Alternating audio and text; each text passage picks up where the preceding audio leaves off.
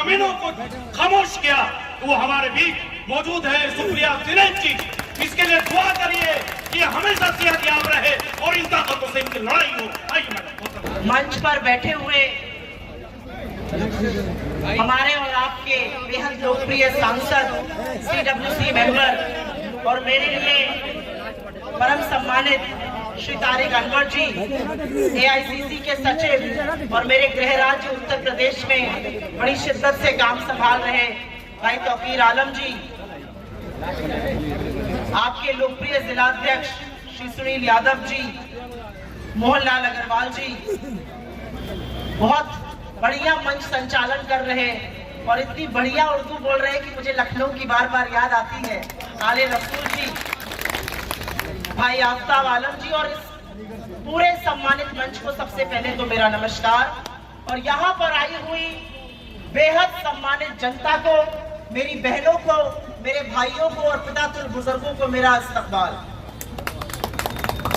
आज बात शिक्षा पर करनी है तो जाहिर है कि बात युवा पर होगी, और अगर बात युवा पर होगी तो एक लाइन से शुरुआत करती हूँ। तलवारों की धारों पर इतिहास हमेशा बनता है, जिस ओर जवानी मुड़ती है उस ओर जमाना मुड़ता है। बिहार जब चुनाव के मुहाने पर आकर खड़ा हुआ है तो जाहिर बात है कि बात बिहार की होगी, बात आपकी होगी, बात शिक्षा की होगी, बात स्वास्थ्य की होगी, बात रोजगार की होगी। और सामने वाला बात करना चाहता है हिंदू मुसलमान की, सामने वाला बात करना चाहता है नफरत की, सामने वाला बात करना चाहता है घृणा की। लेकिन हमने भी मन बना लिया है, इस बार बिहार में बात होगी आपकी, आपकी औलादों की, उनके भविष्य की, उनके रोजगार की, उनकी शिक्षा की, आपके स्वास्थ्य की, और उससे हम मुद्दा भटकने नहीं देंगे। और आज दरभंगा में जो हुआ, ऐसा कार्यक्रम करीब 70 जगहों पर हो रहा है। और शिक्षा पर आगे बात करने से पहले मैं 2 मिनट आपको बताना चाहती हूँ। राहुल गांधी जी आज दरभंगा गए और दरभंगा में वो अंबेडकर छात्रावास में जाकर दलितों, पिछड़ों, अति पिछड़ों और प्रमुखता आदिवासी छात्रों से बात करना चाहते थे। उनकी गाड़ी को रोका गया, गेट पर ताले लगा दिए गए, पुलिस ने उसको छावनी बना दिया। राहुल गांधी जी रुके रहे और उसके बाद वो अपनी गाड़ी से उतरे और पैदल अंबेडकर छात्रावास पहुंचे। और नीतीश कुमार की और डबल इंजन की सरकार की हैसियत नहीं थी कि उन पर रोक सके। वो गए, वो छात्रों से मिले, उनसे बात की और अब जो आगे की हम बात करेंगे वो बात कही। वो ऐसा क्यों कर रहे हैं? वो 3 प्रधानमंत्रियों के घर में पैदा हुए हैं। कोई कहता है चांदी का चम्मच लेकर मुंह में पैदा हुए हैं। और उसके बाद वो कन्याकुमारी से कश्मीर और मणिपुर से मुंबई इस देश की पैदल यात्रा क्यों कर रहे हैं? वो इसलिए कर रहे हैं क्योंकि हमारे मोहब्बत के इस देश को कुछ लोग नफरत की आग में झुलसाना चाहते हैं और हम ऐसा नहीं होने देंगे। हम नफरत के बाजार में मोहब्बत की दुकानें खोल कर रहेंगे और वही काम राहुल गांधी कर रहे हैं। और क्योंकि वो मोहब्बत की बात करते हैं, क्योंकि वो आपके हक की बात करते हैं, क्योंकि वो आपके हुकूक की बात करते हैं, वो लोगों की आंखों की किरकिरी बनते हैं। इस सत्ता को, इस सरकार को उनसे तकलीफ इसलिए है क्योंकि उनको पता है वो बहुत सारे लोगों को डरा सकते हैं, वो बहुत सारे लोगों को धमका सकते हैं, वो बहुत सारे लोगों के पास ईडी और इनकम टैक्स और सीबीआई भेजकर उनको बिठा सकते हैं। लेकिन वो जानते हैं कि जिस राहुल गांधी की नसों में इंदिरा गांधी जी का खून है, वो ना उनसे डरते हैं, ना धमकते हैं। शेर के गले से लेकर उनसे आंख में आंख डालकर आपके सवाल पूछते हैं, आपकी बात करते हैं, बिहार के हक की बात करते हैं। और ये बात करनी जरूरी है क्योंकि ये वही बिहार है जिसने मोहनदास करमचंद गांधी के महात्मा बनने के सफर को यही चंपारण से शुरू किया था। ये वही बिहार है जहां से क्रांति की शुरुआत होती है। ये वही बिहार है जिसको कवियों और महाकवियों ने तर्पण की, अर्पण की, त्याग की, तपस्या की भूमि कहा है। ये वही बिहार है, उसके बिहार को अपना हक देना पड़ेगा। 20 साल से सरकार है, 20 साल से मुख्यमंत्री है।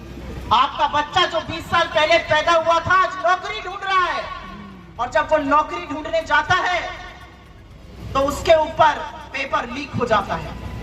पेपर लीक हो जाता है 3-3 साल की की जो डिग्रियां हैं वो 6-6 साल में पूरी होती हैं, और जब बिहार का युवा दिसंबर की कड़कड़ाती सर्दी में बैठकर अपने हक और अपनी मांग को उठाता है तो नीतीश कुमार की सरकार उस पर पानी की बौछार करती है और पुलिस से बेरहमी से पिटवाती है।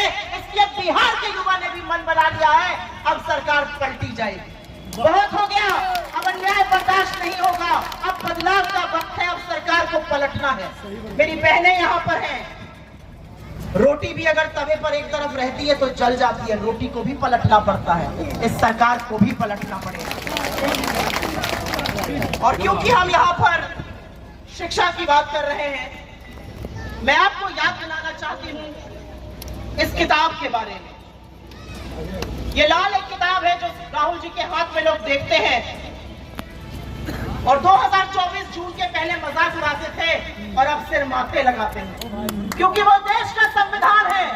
ये किताब नहीं है, ये पन्ने नहीं है, ये खोखले दावे और वादे नहीं है, ये वो संविधान है जो हमें और आपको, इस देश के सबसे अमीर और सबसे गरीब आदमी को, इस देश के प्रधानमंत्री को और एक मजदूर को एक लाइन में खड़ा कर देता है। ये वो संविधान है जो हम सबको एक हक देता है।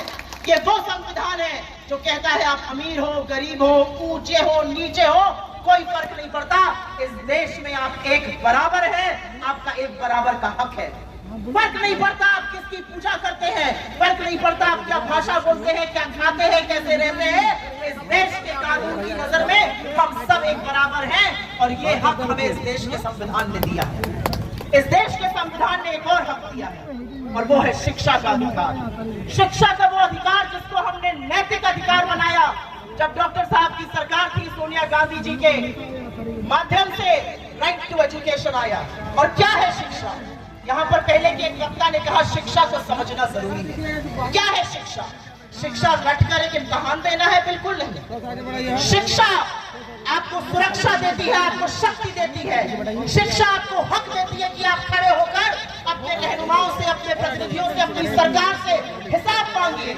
शिक्षा आपको हक देती है कि आप कहिए ये टैक्स का पैसा मेरा है, इसकी चोरी बंद होगी। शिक्षा आपको हक देती है कि हम मेहनत करते हैं, रात की एक रोटी कम खाते हैं, हमारे बच्चों को रोजगार दो। शिक्षा आपको हक देती है नौजवानों को कि आप एक लाइन से खड़े होकर सरकार से 50 सवाल पूछ सकिए, और इसलिए शिक्षा जरूरी है। राहुल गांधी जी ने एक बड़ा बीड़ा उठाया था, और वो बीड़ा था जातिगत जनगणना का, और उससे सबका भला होगा। आप किसी भी तबके के हो, आप किसी भी धर्म के हो, जब जनगणना होगी तो भला इसलिए होगा क्योंकि अगर पैर में चोट लगी है और डॉक्टर एक्सरे कराता है तभी पता चलता है प्लास्टर लगेगा या पट्टी बंधेगी या हल्दी तेल लगाकर पैर ठीक हो जाएगा, और इसलिए जातिगत जनगणना जरूरी है। ये बीड़ा राहुल गांधी ने उठाया, एक स्वर में उठाया, और असलियत यह है कि नरेंद्र मोदी को ना कर जातिगत जनगणना के लिए मानना पड़ा कि जीत राहुल गांधी की है, ये जीत कांग्रेस पार्टी की है। जातिगत जनगणना हो जाएगी, अच्छी बात है, कुछ सच सामने आ जाएगा, उसके बेसिस पर नीतियां बनेगी। लेकिन ये कौन लोग हैं? 80-90% लोग इस देश में या तो गरीब है, या पिछड़े तबकों के हैं, या आदिवासी है, या दलित है। उनके हक का क्या? वो कहां है सत्ता में, वो कहां है संसाधनों में? जो बड़े बड़े मीडिया चैनल जिनकी बार बार यहाँ पर बात हो रही थी, और ये सच है, मैं बहुत सारे मीडिया चैनलों में बैठती हूँ, उनमें कोई डिबेट नहीं होता शिक्षा पर, उनमें कोई डिबेट नहीं होता रोजगार पर, उनमें कोई डिबेट नहीं होता महंगाई पर, उनमें कोई डिबेट नहीं होता स्वास्थ्य पर, क्योंकि वहां पर बैठे हुए लोगों को ठेले का फर्क नहीं पड़ता कि आपको शिक्षा मिल रही है या नहीं मिल रही है। और इसलिए जरूरी है कि 50% आरक्षण की लिमिट को खत्म किया जाए, और राहुल गांधी ने इस देश से वादा किया है, उस लिमिट को हम उखाड़ फेंकेंगे और वो करके दिखाएंगे। हमारी सरकार ने संविधान के आर्टिकल 15(5) में कहा निजी संस्थानों में नौकरी के लिए और शिक्षा के लिए आरक्षण होना चाहिए, चाहे वो गरीब मुसलमान हो या पिछड़े मुसलमान हो या पिछड़े हिंदू हो, अति पिछड़े हो, दलित हो, आदिवासी हो, उनको आरक्षण मिले। और उसी बात को आगे बढ़ाने के लिए आदिवासियों की, दलितों की, पिछड़ों की, अति पिछड़ों की बात को आगे बढ़ाने के लिए हमारा मानना है 15(5) लागू हो। और बिहार की सरकार से सवाल पूछना है, 8,800 करोड़ रुपए का बजट आया दलितों के लिए, आदिवासियों के लिए, पिछड़ों के लिए, गरीबों के लिए, कहां गया वो बजट? आज क्यों महेशपुर की जनता को वो सुविधाएं नहीं मिल रही हैं जो मुंबई में मिल रही हैं, वो सुविधाएं नहीं मिल रही हैं जो बड़े बड़े शहरों में मिल रही हैं? कि आपकी सरकार ने उस पैसे को खा लिया। आज सवाल है कि अगर 4,63,000 सरकारी नौकरियां बिहार में खाली पड़ी हैं, उन नौकरियों को क्यों नहीं भरा जा रहा है? आज सवाल है कि अगर विश्वविद्यालयों में 50% टीचर ही नहीं है तो पढ़ाएंगे कौन और पढ़ेगा कौन? आज सवाल है कि जब दुनिया क्रांति की और एआई की और कंप्यूटर की बात कर रही है, 80% से ज्यादा बिहार के स्कूल में कंप्यूटर नहीं है। और इसलिए हम शिक्षा की बार बार बात करेंगे, क्योंकि शिक्षा वो रीढ़ की हड्डी है, शिक्षा वो नींव है जिसके बलबूते पर हम और आप आज खड़े होकर बात करने लायक बने। और जरूरी है कि ये देश पढ़े और बढ़े। पर कभी कभी लगता है ऐसा ये सरकार क्यों कर रही है? सरकार बजट कम करती है शिक्षा का, बिहार की सरकार शिक्षा को लागू नहीं करती है, तथाकथित डबल इंजन की सरकार है।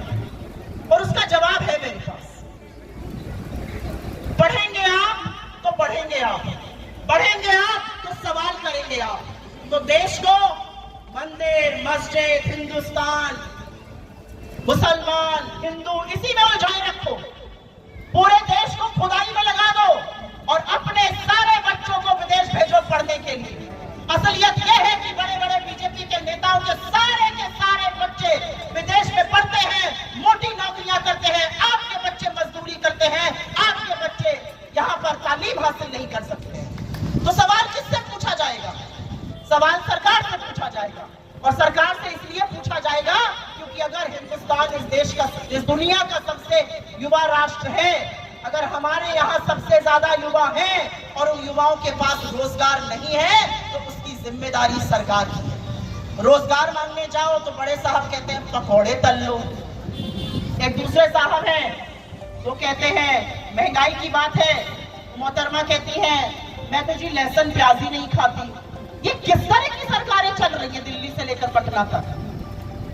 जो चीफ मिनिस्टर, जो मुख्यमंत्री छात्र राजनीति से आगे बढ़कर इस प्रदेश का मुख्यमंत्री 20 साल से बना, शर्म की बात है कि वो शिक्षा की, वो रोजगार की, वो युवाओं की बात नहीं करते, उनका दमन करते हैं, उन पर लाठियां बरसवाते हैं, उन पर पानी की बौछारें चलवाते हैं। ये असलियत है।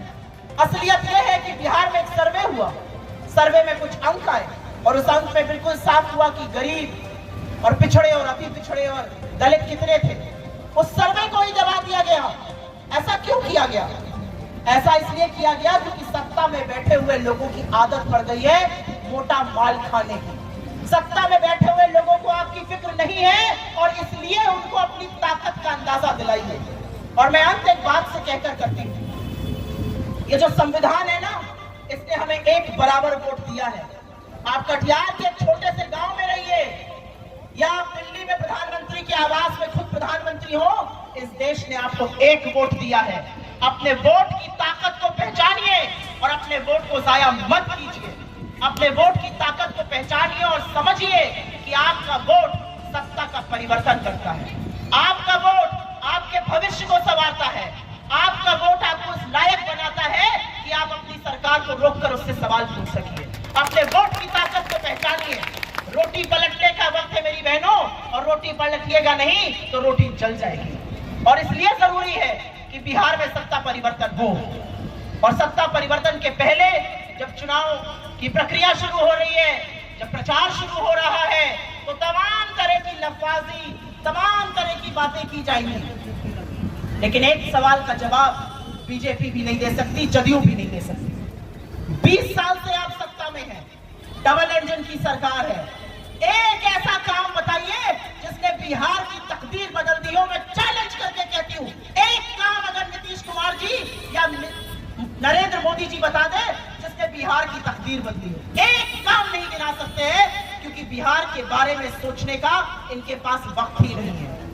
इनका सारा वक्त मैं सत्ता में कैसे बने रहूं इसी में जाया होता है, और इसलिए आपकी जिम्मेदारी बढ़ जाती है। मैं अपने पुतातुल्य बुजुर्गों से, माओ से, बहनों से और खास तौर से यहाँ पर आए हुए युवाओं से कहना चाहती हूँ, बिहार ने मन बना लिया है। बिहार परिवर्तन करने वाला है। बिहार में बदलाव की बयार बह रही है। आपको उसका हिस्सा बनना है और उस बयार को आंधी और तूफान में आपको बदलना है, और वो काम सिर्फ और सिर्फ आप कर सकते हैं। आपको राहुल गांधी के हाथों को मजबूत बनाना है। आपको तारिक अनवर साहब को आपने चुनकर भेजा, उनकी आवाज को और बुलंद करना है।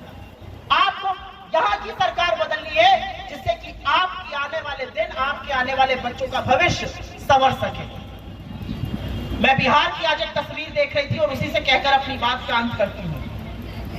और बिहार की धरती पर हूँ तो दिनकर एक बड़े फेमस यहाँ के कवि हुए, उनकी एक लाइन है, तो रात समय के घर का दर दर नाद सुनो, सिंहासन खाली करो कि जनता आती है। शाम को 6:30 बजे अगर आप यहाँ खड़े होकर हमारी तारिक अनवर साहब की, कांग्रेस के तमाम नेताओं की बात सुन रहे हैं तो मुझे पता है कि आपने भी परिवर्तन का मन बना लिया है। एक बार जोर से दोनों हाथ उठाकर बताइए, परिवर्तन होगा कि नहीं होगा बिहार में? वोट शिक्षा पर पड़ेगा या नहीं पड़ेगा बिहार में? यहाँ के रोजगार की बात होगी या नहीं होगी? बहुत बहुत धन्यवाद, आपने मेरी बात सुनी। आने में विलंब हुआ उसके लिए हाथ जोड़ के आपसे माफी चाहती हूँ। आपने मेरी बात सुनी, हमारे नेताओं की बात सुनी और बहुत शांति से सुनी, उसका आपका बहुत बहुत शुक्रिया। बहुत दूर से आई हूँ, राहुल गांधी की मोहब्बत का पैगाम लाई हूँ और आपसे वादा करती हूँ नफरत के कितने भी बाजार खुल जाए, हम मिलकर मोहब्बत की दुकान जरूर खोलेंगे। बहुत बहुत धन्यवाद। जय हिंद। कार्यक्रम की समाप्ति की घोषणा की जाती है।